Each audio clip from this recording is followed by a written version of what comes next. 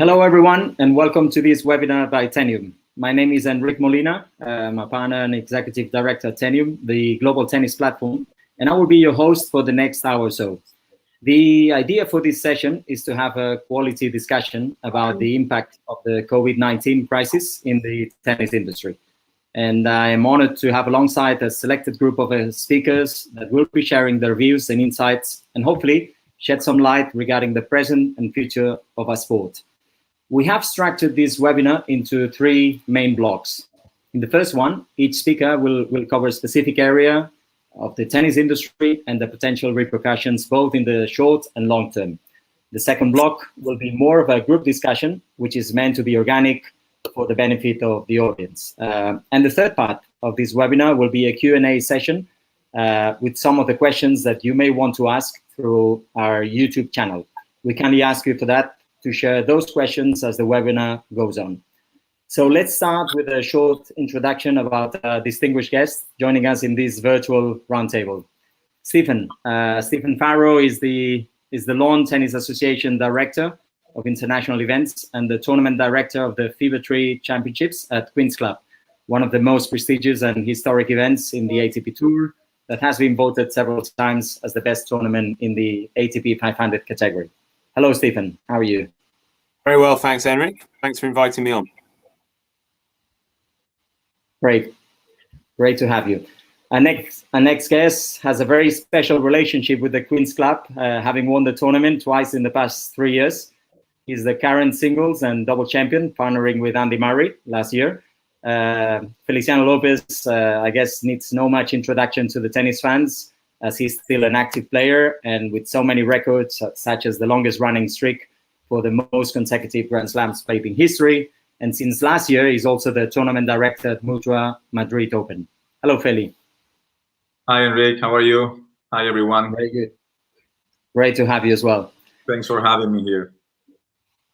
Martin van der Eert is the Senior Director of Marketing for Europe, Middle East, and Africa at Maui Jim Sunglasses. Within the sponsorship portfolio, they are partners with the European Tour in golf, with Manchester United, and most importantly, he's a true friend and supporter of tennis. Maui Jim, as some of you know, is present in many tournaments and is a partner of the ATP Tour. Hello, Martin. How are you? Hi. Yeah, good to see you guys. Thanks for setting this up and thanks for having me. Great to have you, Martin. And last but not least, Christoph Pillings is the co-founder and CEO of Tenium, the global tennis platform, with a range of synergetic business related to the top professional ATP tournaments, exhibitions, players, young talent, academies, and brands. So a variety of areas within the sport. Amongst all the events, Tenium owns and manages the ATP tournaments in Argentina, the Argentina Open in Buenos Aires, the European Open in Antwerp, and from 2021, we'll also manage the Barcelona Open Banc Sabadell ATP 500 in Spain. So, Christoph, great having you as well. And thank you. After this short introduction, let's kick off with the first block with some questions for Stephen about the impact of this COVID-19 crisis to our, tennis events and business model.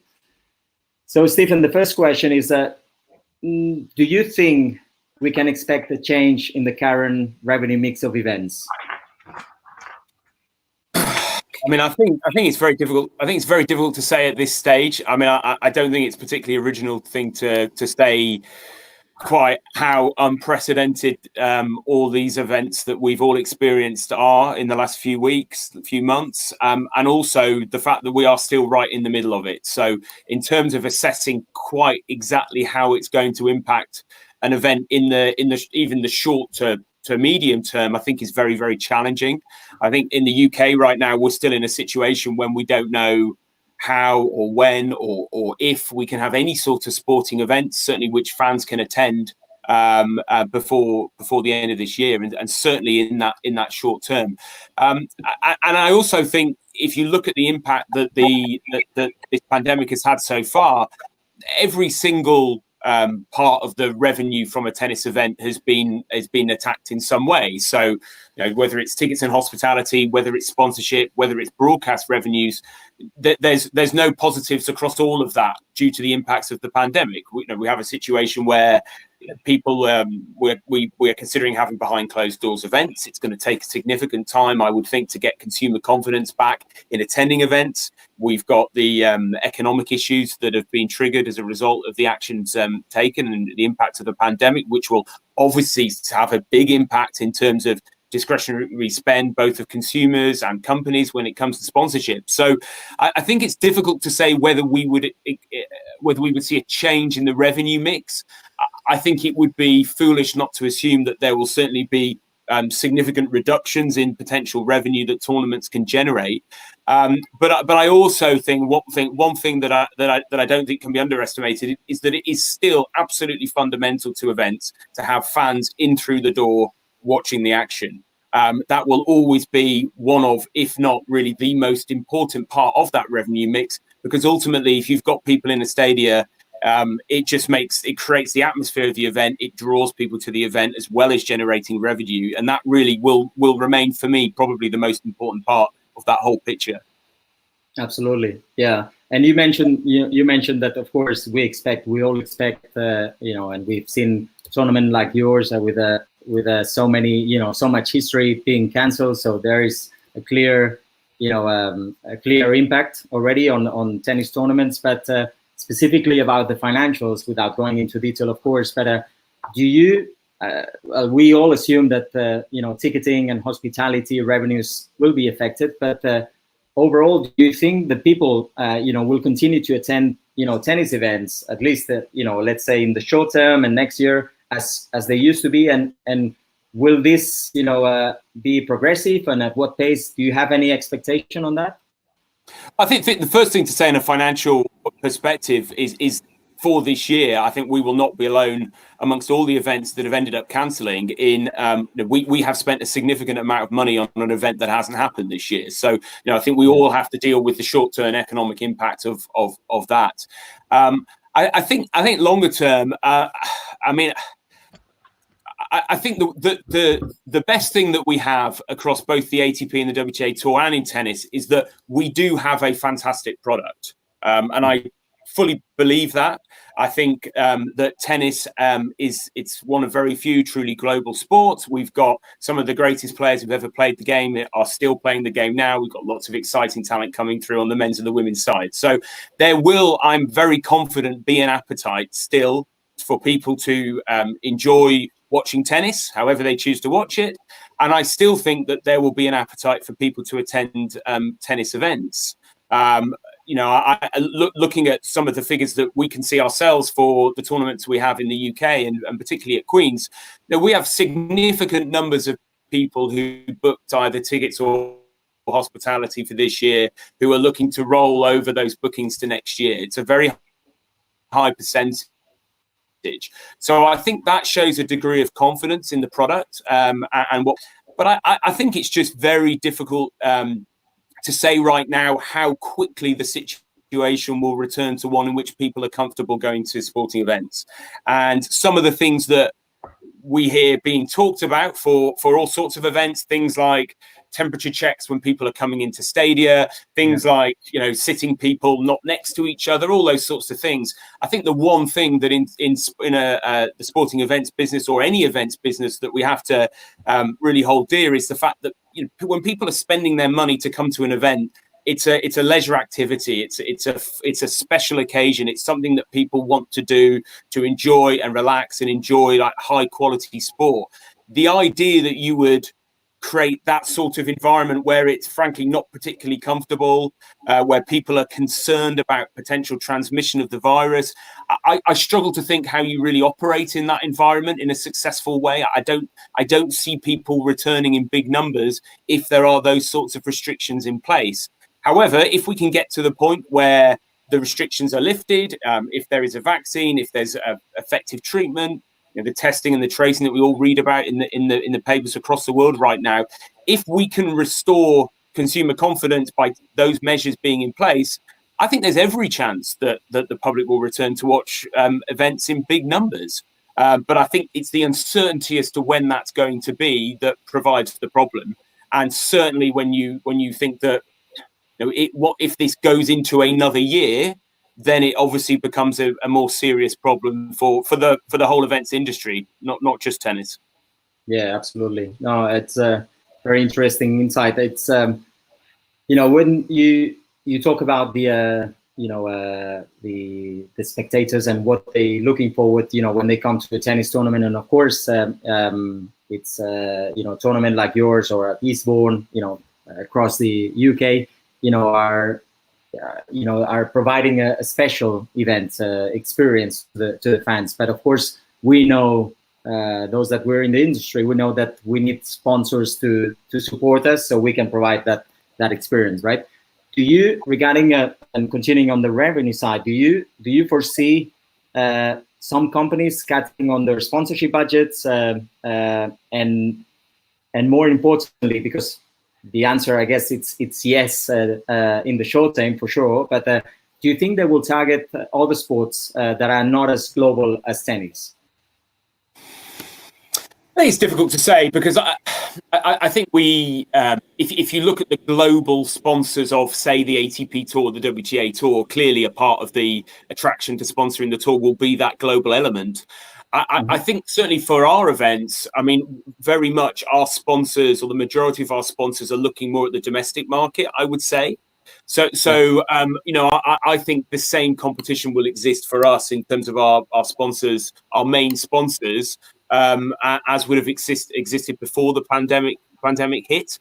I think, like you say, I mean, naturally we're going into very uncertain period with regard to the economy. Clearly, sponsors will be looking to get the best value they can, as you would expect them to do, as you would expect anyone to do with anything that they're spending money on for the foreseeable future. So I am sure we will see sponsorship revenues being affected.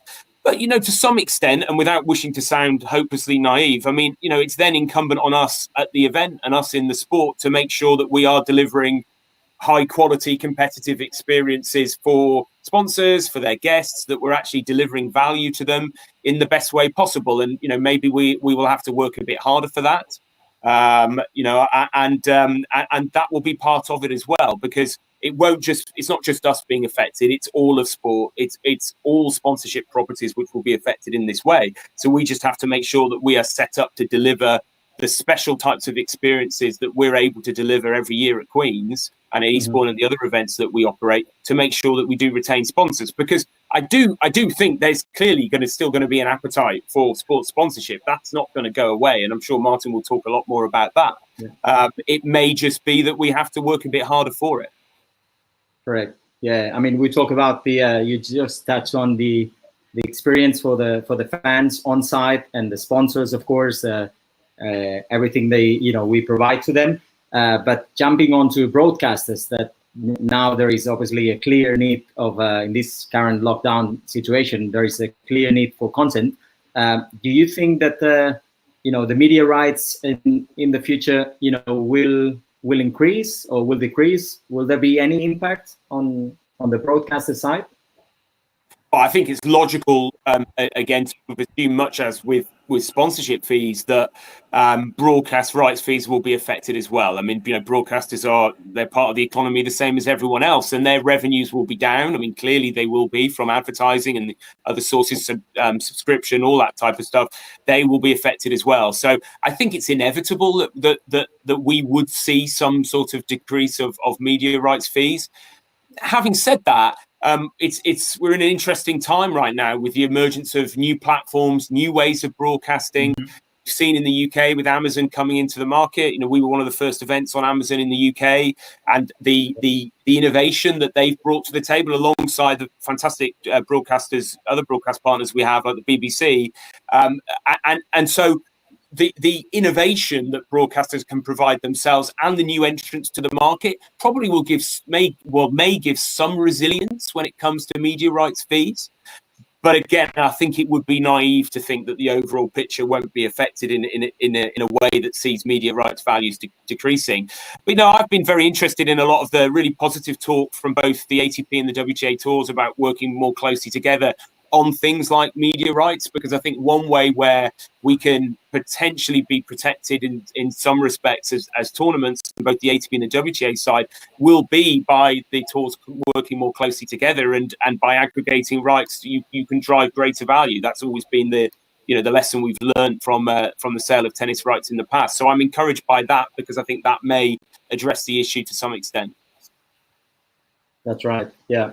So you covered a few topics on the revenue side. I would also like to ask you about on the cost side. I mean, do you foresee a scenario like in other sports? And I know that this can be a touchy subject, but particularly with having Feli in the discussion, we will ask him later on. But do you foresee a scenario like in other sports?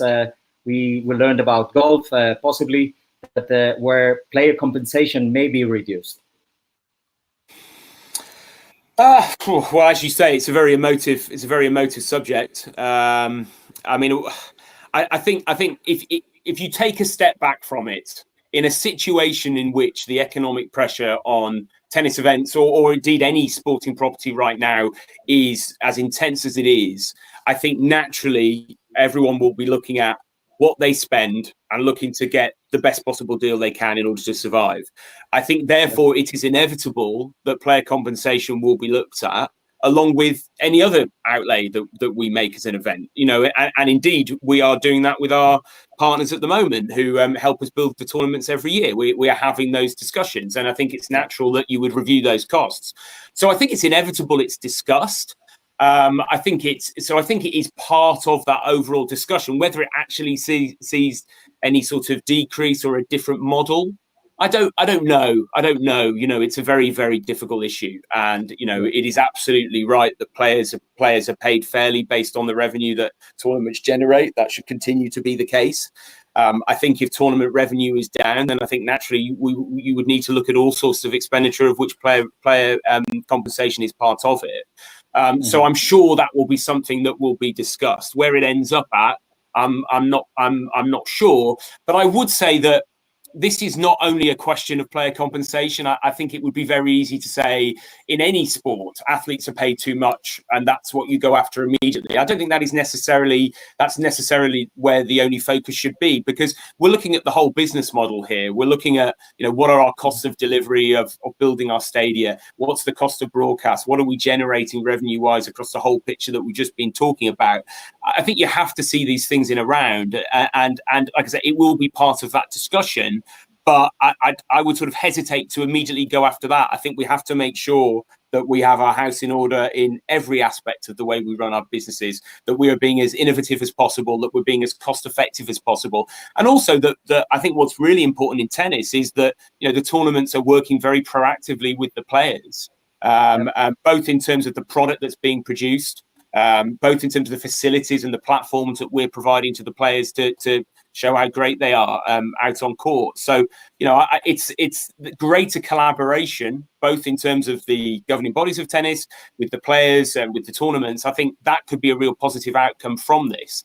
And we could generate significant amount of value and goodwill amongst players and tournaments and fans by working more closely together, which is what seems to be happening, which is also very encouraging. Yeah, very true, Stephen. Thanks for your insights. You talked about the business model, and I'm going to jump onto Christophe, and he wears multiple hats, but in this case, we're going to ask him specifically about his views as an event organizer. And so the first question to you, Christophe, would be, it's a very direct, and a lot of us, we're asking, will companies survive the short-term impact and this cash crunch? Yeah, I mean, that's in any industry a question right now, no? Whether people are going to survive this short-term cash crunch. I mean, I think so. At the end of the day, in tennis, you have a broad number of organizers. You have the federations who Especially the bigger ones have very deep pockets. The smaller ones, they may be more challenged, but they're not necessarily organizing events. And then you have some of the larger sports marketing companies. They should be okay, and they tend to have reasonable balance sheets, or at least capacity to manage those. And maybe the smaller ones, they will suffer, and we may see some movement in the market there.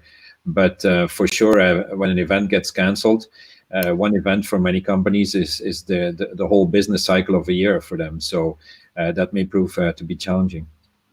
Yeah, very, very true.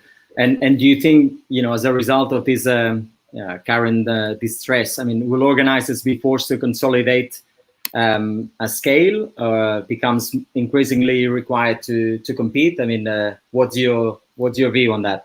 Yeah, I think there are two drivers. One is operational and the other is financial. From an operational perspective, just pointing back to something that Stephen was saying, one thing is the limitations that are there, and they will eventually get lifted. But, we are facing a crisis which is putting restraints on businesses to invest in sponsorship, to buy hospitality, or fans to pay 60, 70, 80 euros to come see a final of an event, or even more, no? So I think we need to continue to make sure that we over-deliver.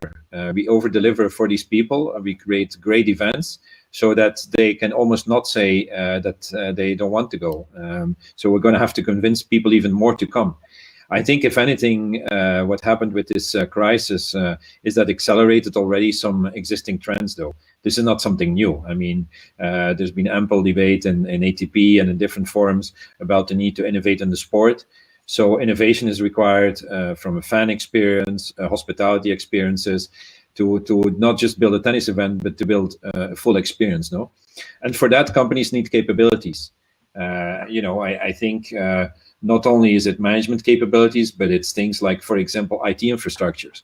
I think most of the companies today, and therefore their events, are very poor on IT infrastructure, and therefore the digital experiences they can create, but also the information they manage, how they look at their customers, the knowledge they have about their customers, how they market to them. So those are things, if you just have one event, it's very difficult to develop that. So I think innovation in general, beyond technology as well, is going to be something that, it requires investment, it's money, and to just apply that to one event will become more and more difficult. So I think from an operational perspective, for sure, consolidation will continue to happen. And as I said, the crisis, if anything, will continue to accelerate this trend, where companies will come together, put skills together, and be able to have critical mass to be able to build in-house skills, in-house departments.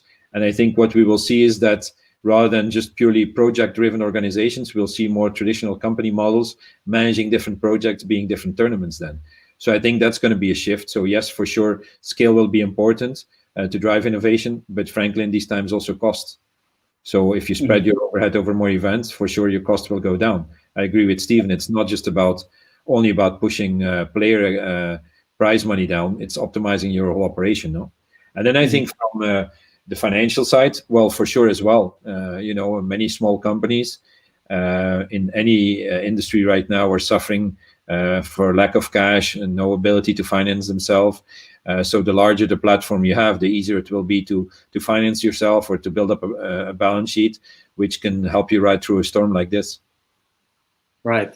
Many difficulties, of course, to overcome. But for event organizers and thinking about the short term, I guess one difficult element is in case of rescheduling, there is a lot of question marks about the reshuffling of the calendar, of the tennis tour calendar. So in this scenario, do you think the venues will still be available to host tournaments, and that can ultimately lead to some events being cancelled? We know that some that are scheduled to for the fall I still don't know if we're going to go ahead or not. How do you see this difficulty? Yeah, I mean, it's very specific, but I think the first thing that we are learning as a tennis industry is that we all need to become a bit more agile and flexible. And we're not known for being a flexible group of people or a bunch or an industry, I would say. It's a very fixed kind of profile, with a very fixed calendar, with very fixed expectations from players, with a very fixed approach to how events are organized by tournament organizers. And now all of a sudden, all of that is thrown up in the air. So we're all a little bit caught off guard here. So that's creating a little bit of stress and unexpected situations. But specifically with the rescheduling, I think every tournament is different. Everyone's doing what they can. And now the ATP is trying to pull something out of their hat to try to put different moving parts together. For some events, indoor events, for example, it's more difficult to reschedule because typically there are other concerts already taking place. But not only that, a lot of the events that were supposed to happen in the first half of the year or the last couple of months, they're moving to the fall now. So we're experiencing that in Antwerp, for example. There's little or no room to move because the calendar there is already full. What are the alternatives? Well, for some events, they may be able to move sites. They may be able to move the date. I think everyone is looking at that. The extra complication is that obviously we as a tour are trying to organize as many events as possible and try to squeeze in as many events as possible in, a 10, 12-week time frame. That obviously is not easy, but like I said, it's a new experience for all of us, tournament organizers, players, and ATP itself to try to scramble and be more flexible and face the situation. Yeah, speaking about new situations, of course, we've seen and read that Wimbledon was covered by their insurance, which for a pandemic, which was fantastic, of course, for the championships. But do you think there will be an impact on the insurance policies across events, and how are event organizers going to adjust to that? Well, I mean, the insurance companies are obviously very smart, and if anything, they will fine-tune further their policies, and for sure they won't make them cheaper if you want to have a coverage for pandemics.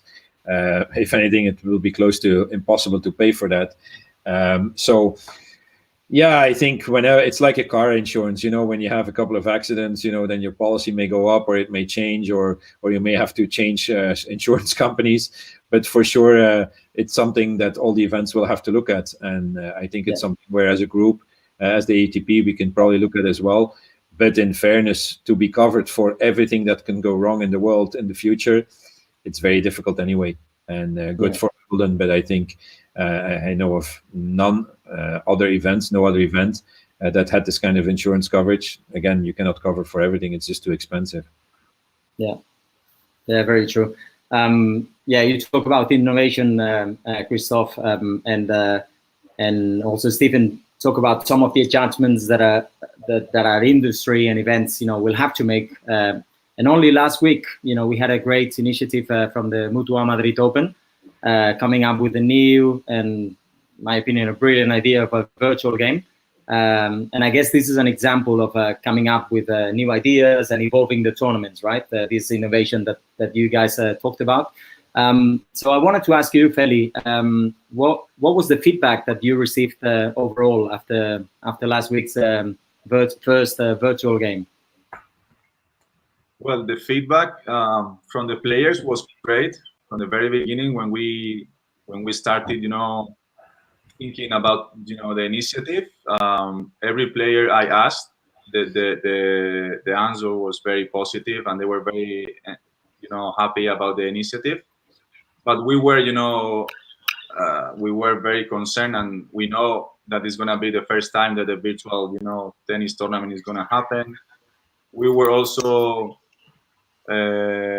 concerned with the connections around the world, because we have players in different countries, and we experienced some technical issues during the tournament, of course, but we knew that this is going to happen because the company that was on board with us, helping in the project, they say that when other sports they do virtual tournaments, this is something very usual, no? So right. We thought, okay, we know that this is going to happen, but it happens in every other sports and every other virtual tournaments that they do in the past. So so far we are so happy. The audience was huge.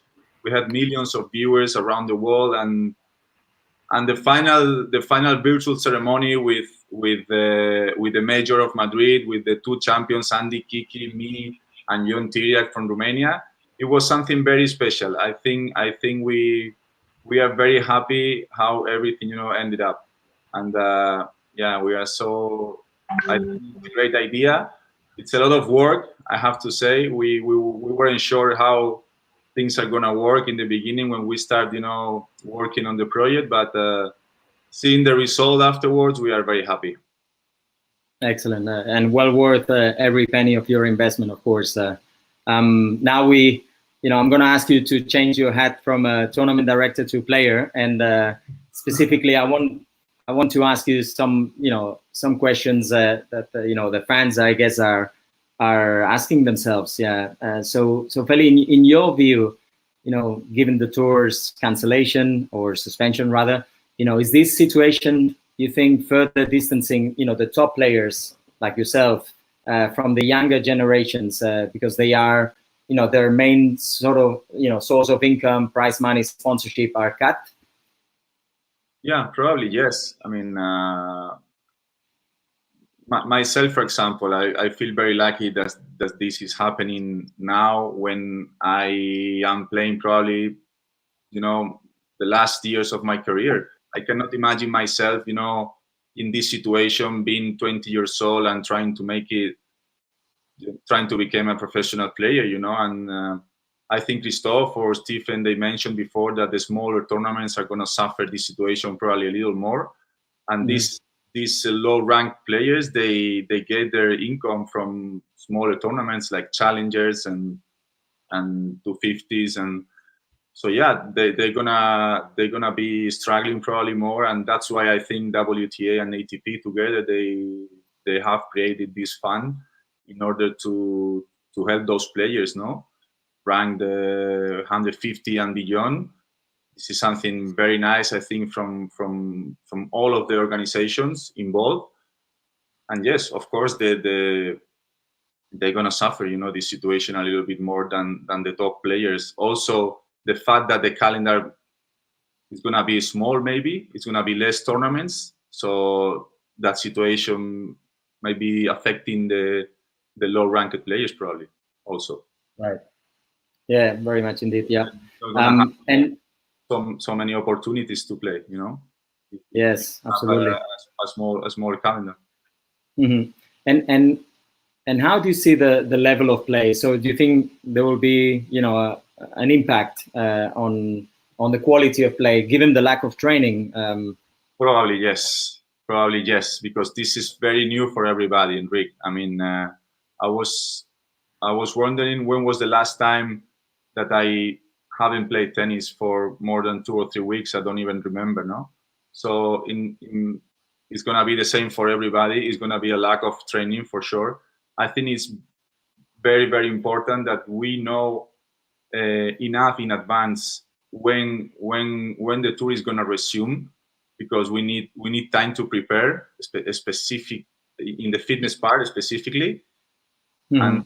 And yes, the level is not gonna be the same. Probably we're gonna try our best, but I think we need at least 2 months to prepare and to get ready to start competing again, because this is a new situation for everybody. There's many players that they haven't played in the last 2 months, and every country is different. Every country has different restrictions.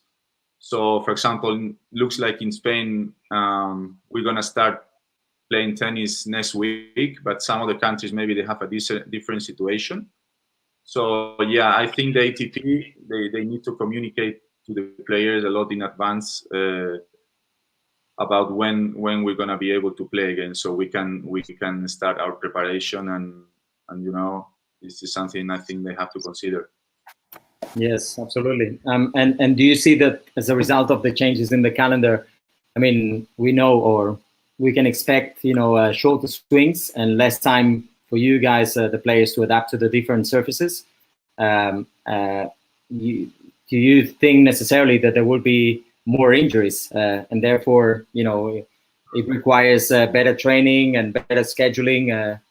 What do you take on that? For sure, it will be more injuries.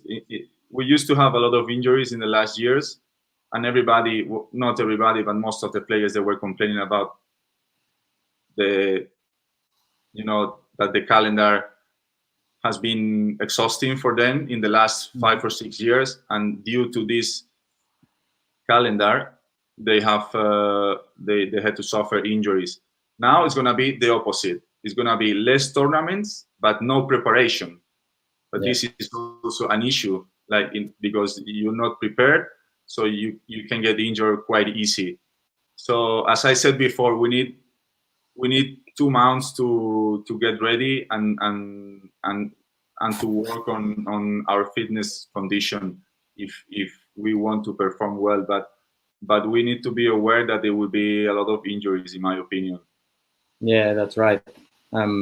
And a lot of fans, of course, are asking, to which players, this lockdown will be affecting more. So do you think that the veterans can adapt better than, given their experience, or actually the opposite? The younger players, have an edge because their bodies have not been as exposed over the years. It's tough to say. I think every player is different. Every player has a different background. I don't know. In my case, I was very lucky, to be honest, that I haven't suffered any major injury during my career. But it's gonna be tough. It's gonna be tough. I mean, the experience is something really important in these cases. But the young players, they're strong enough to survive now, because I don't think they need that much preparation, and also it's much easier for the young players to start training hard. Like for me now at 38 years old, I feel like sometimes it's tough to start the engine, after 2 months without playing. So I think this is gonna be, I don't know, very difficult. In my case, it's gonna be challenging because I need to work hard now in my fitness condition. But for the young players, I don't think that's gonna be an issue, because I think their bodies are strong enough to handle this situation. I think they're gonna be 100% ready a little bit faster than the older guys. Right, but we still have 1 more year at least of Feliciano, and to be able to defend the Queen's Club, titles in singles and doubles, right? It's different. I'm not asking this question as your agent, but as a fan. No, it's gonna be challenging. I mean, it's gonna be challenging for everyone. I think we are living in a very difficult situation around the world, but we're gonna survive. I think we have to be positive, and we're gonna find a way somehow, for sure. Absolutely. Yeah. Thank you, Feli. And moving on to sponsorship, more specifically about sponsorship, although we talked, some of it already. The question that I asked Stephen, now a very direct question to you, Martin. Is it, are the companies, not specifically Maui Gym, I hope not, but are the companies going to cut on their sponsorship budgets? I think the big question, first of all, would be how much longer this is going to take. How long does it take before consumers go out again and spend money and get the economy going? And depending on that, companies can then react. I would like to think that most companies like us will want to continue with sports marketing, will want to continue in tennis. Needless to say that the longer this takes, the harsher that is on the cash flow of anybody. And it might come to a point that you cannot afford everything you'd want to do. So time would tell, but I'd like to be optimistic. If we look around Europe now, lots of economies are, either waking up or starting to go out in the next couple of weeks. It will have done damage, but I don't think to the point where you'd see a lot of sponsors a company drop off. The way in which this will be spent and work will differ, has been alluded to by many people. There is going to be a new normal. So whatever worked a couple months ago might not work in the future. If we look at ourselves, for example, we will want to continue in tennis, but we are very much about interacting with an audience and doing PR and other things on site with the visitors. Yeah, in that respect, if there are events that are being held without an audience, we at the very least have to revisit our activation models to see how we then engage with this new environment, this new event. That's right. Yeah. And so do you think that this will mean a further, assessment of the return of investments? And if so, can this be an advantage for tennis, where investment returns are easier to predict and measure than in other sports? You're provoking me to say things I probably shouldn't, because I personally, I'm in marketing. I don't really believe in that it's possible to calculate the direct return of investment for most companies involved in tennis, because even we are just a small sponsor, as you know, but we're involved in quite a few tournaments, but we also have Facebook pages and web sites, and we have retail marketing and touch consumers in many ways.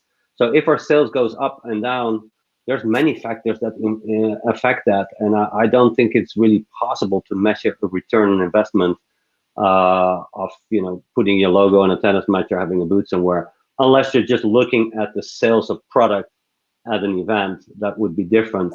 If you're the hot dog vendor at an event, then yes, you paid for your space, you get your staff and your product, and you get revenue, you get a P&L, and you can calculate an ROI. In our case, it doesn't work like that. So, but I think tennis as a platform, of sports marketing as a platform, I don't see why that would become less attractive from an ROI point of view. I don't see any reason. Great to hear that. Yeah. And do you think in this current, crisis and scenario, I mean, of course, a lot of the companies, or most of the companies are suffering. Do you think these companies will still feel comfortable to sponsor some tennis events, and for this particular case, while they are running operations in crisis mode, so staff reduction and active cash management without paying the suppliers and banks, etc.? Well, nothing's going to be easy, that's for sure, right? So I don't want to paint, a totally pretty picture here, like, oh, guys, don't worry about it. No, of course, everybody's going to have to be creative. And you're right, companies are in crisis mode, but not everybody in the company. It is true that HR people are busy with furlough programs, finance people with cash flow, operational people with, diverting emails or facilitating teleworking. Marketing people like myself, I at least, and my team, we try to focus on the future, and we try to be ready for that day where opportunities will be there as well. Let's not just focus on all the negative impact. If history teaches us anything, that whenever there's an up, there's a down. Wherever there's a loser, there's a winner, right? So there will be opportunities. Let's not forget, if we think about tennis, yes, some things will be tough with the audience, but we've been confined, like, all five of us here as well, right? We've been locked in, and who of us wouldn't like to go out right now? Yeah, and instead of watching stuff, another terabyte of Netflix, why wouldn't you want to go out and, go with your friends and watch some tennis and, get a drink and get a t-shirt and enjoy life, maybe get a pair of sunglasses, not a bad investment when it's sunny out there. The way we do this will be different. It will be different, but it's just like Philly alluded to with what they did in Madrid. They could have sit there, just cross their arms and say, I give up, white flag, no audience, nothing I can do. Corona killed us. Well, guess what? They reinvented themselves in a couple of weeks. It's not the same, no, but given the circumstances, I think it's admirable. And it's a great example of making the best of a bad situation. I agree, and very, very thank you for the very reassuring and optimistic messages. It's good to hear that from a sponsor like Maui Jim, of course. So sorry, go on. It's good to hear something positive, I said. Absolutely, very much so. Yeah. So about sponsorship, this is a question, about for Christoph and Stephen. What do you think, the events need to change in order to adapt and make our tournaments, more appealing to the sponsors like Maui Jim? Steve, Don't jump off here. Well, It's a difficult question to answer. What I would say though is that the general trends in sports sponsorship I would imagine would remain the same, which is that it's more incumbent on us than ever before to show what a special experience we're providing to a sponsor, both in terms of what we'll be able to deliver to them on site for the people they want to invite along to the tournament and the people they want to entertain, but also how we can work with the sponsor to sort of maximize the return they get more outwardly. So whether that's working with them on initiatives, which we're doing in and around a tournament, whether that's discussing with them like novel ways of us working together. There's all those sorts of elements to sports sponsorship, which I think in the last few years have been prevalent anyway. I mean, it's not an original thing to say that gone are the days where someone just puts their logo on a tennis tournament or a tennis player and then doesn't do anything with it. We all have to work harder. So, I think for us at Queen's, one of the big things that sponsors value is that experience on site. And so, I think we would continue like we have done for many years to work with our sponsors to make sure that we deliver exactly what they want and that we deliver the best possible environment for them to get the return that they want on their investment. Different sponsors come at this from different angles and want different things. But, I would just reiterate the point. Christoph said the same thing as well earlier, that we have to be working harder at this time. But it was a tough sports sponsorship market anyway. And we have been having to work harder for a considerable period of time, and that's just going to get intensified now. That's right. Yeah. And Christoph, do you think this opens the door, to some new potential sponsors to our sport? Well, that's an interesting question. I think for sure the sport has been in movement in the last couple of years. And now, as I said before, this will accelerate some trends we've been seeing.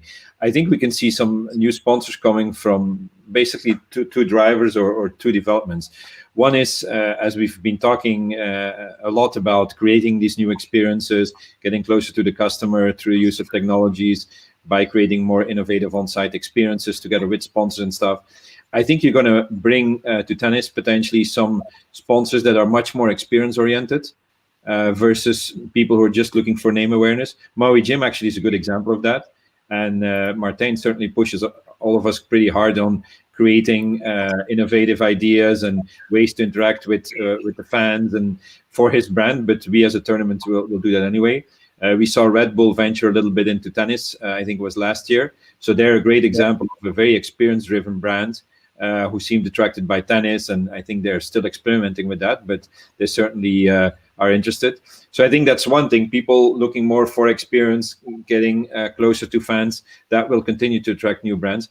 And then I think, what this crisis will do, I mean, Martijn talked about it, at some point, some companies will be running into a wall and they will not have the cash to sponsor or they will not want to spend the amounts. But we know from some big events, certain categories have been blocked for a very long time. Some of the big events, they had a car sponsor forever or a bank sponsor forever or an insurance company forever. And maybe the fact that one of these now steps out creates the opportunity for someone new to come in. Someone who's been looking to get into sports or specifically into tennis could take this opportunity and could, together with the tournament, then bring a new wind into the tournament and innovate together. So for sure, I think we are going to see some of that as well. Companies taking the opportunity, maybe some of them that are in a better financial position or are weathering the storm better or have a stronger balance sheet or whatever it may be. These guys, you could see them coming into the sport. And that's certainly something that we would all focus on obviously helping convince some of these companies to come into the sport. Absolutely.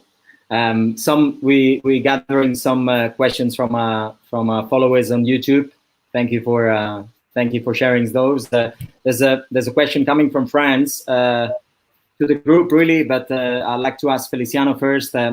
So you talked about the calendar and the difficulties in the past. So many tournaments now, so few tournaments, right? Do you think this crisis, if anything, can provide a good time to reform the current schedule calendar and cut a number of events, or you think everything will remain the same? It will be depending on the resources that the tournaments they will have in the future. At the moment, there's a lot of uncertainty with that. We don't know how it's going to be tennis in the future. I think we need to stay positive that we're going to survive this situation. But if you ask about making a new calendar with less tournaments, I don't know. We don't know how it's going to be the situation. It's tough to predict right now, I think. But might be a calendar with less prize money and less tournaments. Might be the same tournaments with less prize money.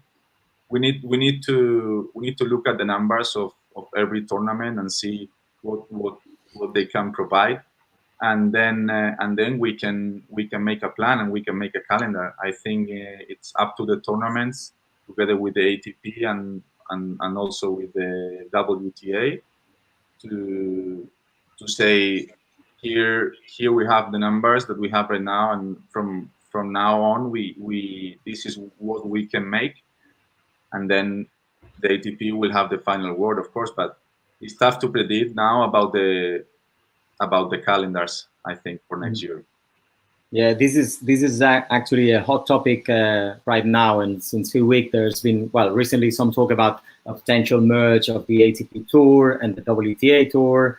Yeah, and also I see so many drafts now, new calendars for trying to resume the tour by the end of the year, and this is my personal opinion. I think we need to focus more on how are we going to survive this situation from 2021 on, instead of trying to resume the calendar by the end of the years. Putting some tournaments together. I think we need to focus in 2021 and join forces all together and trying to survive this situation, because we're gonna have probably a new calendar. We don't know, and I think the focus has to be more in 2021 than trying to have 6, 7, 8 tournaments by the end of this year. If this is possible, fine, because we're gonna be able to play and we're gonna be able to have some income. But in my opinion, we need to really focus on 2021. That's right. One question we've been asked by the audience coming from the US actually is, going back to this discussion about the tours potentially merging. I'd like to ask you, Stephen, in this case, I mean, given the many different, and you playing a role, of course, at the LTA, of the politics in the sport and the different stakeholders, but given the many different, sometimes even conflicting interests, do you think the governing bodies need to take a stronger leadership role versus their more sort of traditional facilitating role? I think they are actually. In fairness, I mean, I think. On the question of the ATP WTA merging, which obviously is a real hot topic at the moment, I think the starting point has to be the fact that we historically have had quite a, the best way, probably the most polite way of putting it, is quite confusing governance of the international game. And I think the fact that we have seen the international governing bodies working more closely together is a real positive from this crisis. And I think if you look at steps that have things that have come together, like the announcement of the Player Relief Fund, I know there's still some details that they're working out on that, but that's a real positive announcement and a really positive step that you've got those 7 main stakeholders of the international tennis coming together and working on a project like that. We've also seen, and we spoke a bit about it before, you've seen both the ATP and the WTA talking about working more closely together on lots of different areas. Again, these things are all positive. So, I think we are. I think we are seeing some pragmatic leadership amongst the international tennis stakeholders and governing bodies. I think they are coming together and showing leadership. And I think if anything positive emerged from this crisis that we're all going through, it would be that. And where that ends up leading to, I think we are looking quite a long way down the future to really be looking at mergers and all that kind of thing. I think that's potentially quite a long and complicated process. But I do think that we should be very positive about the way that the international tennis community has come together at this time. And I think there's a lot of strength the sport can take from that, and actually a lot of value that can be generated from that as well, both financially, but also in terms of decision making, working together on making sure we've got the most attractive product that is taking place in the most attractive and exciting events, and all those sorts of positive things. Yeah, that's right.